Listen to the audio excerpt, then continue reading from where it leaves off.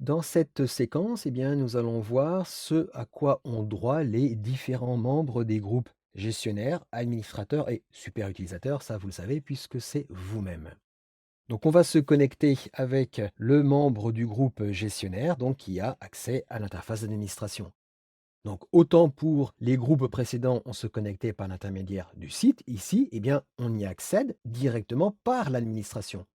Donc l'URL, c'est bien l'URL de votre site suivi de /administrator.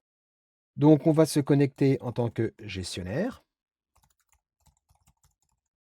et je me connecte. Voilà, je suis bien connecté en tant que gestionnaire qui fait partie du groupe gestionnaire. Donc vous voyez ici eh bien que l'interface est un petit peu moins fournie par rapport à ce que nous avions en tant que super utilisateur. Vous voyez que les membres du groupe gestionnaire ont accès au système, contenu, composants et aides.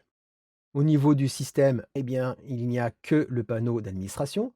Au niveau du contenu, il y a les articles, la gestion des catégories d'articles, les articles en vedette et les médias. Au niveau des composants, on a la plupart des composants. Mais par contre, on n'a pas, par exemple, accès aux utilisateurs, on n'a pas accès à la gestion des modules. Et au niveau de l'administration, eh bien ici, vous voyez qu'il n'y a pas forcément grand-chose.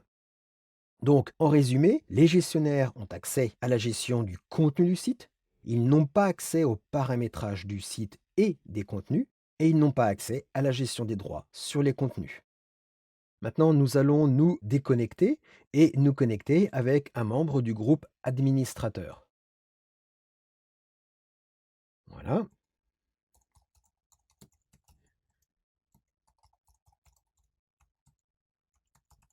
et je me connecte.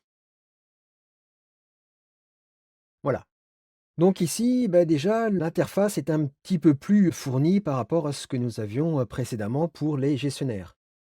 Dans le menu système, eh bien, on a accès au panneau d'administration, aux différents éléments techniques de verrouillage et de purge au niveau des caches. On a accès à la gestion des utilisateurs, à la gestion des menus, à la gestion du contenu, des composants, la plupart, et ici des extensions. Donc, pour, là encore, résumer, les administrateurs ont accès en fin de compte à tous les éléments du module, sauf à la configuration technique du site. Oui, à ce niveau-là, au niveau de la configuration, on a uniquement accès à la gestion des templates, à la gestion des langues. On n'a pas l'élément configuration comme on pouvait avoir au niveau du super utilisateur. Donc, dernier groupe qui a accès à l'administration, eh bien justement, ce sont les super utilisateurs, c'est-à-dire vous-même, si c'est vous qui avez installé Joomla. Et là, eh bien, on l'a vu depuis le début, on a une interface complète. On a accès à tous les éléments de l'administration, à tous les paramètres de gestion du site. Donc voilà les différentes interfaces auxquelles ont accès les membres des groupes gestionnaires, administrateurs et super utilisateurs.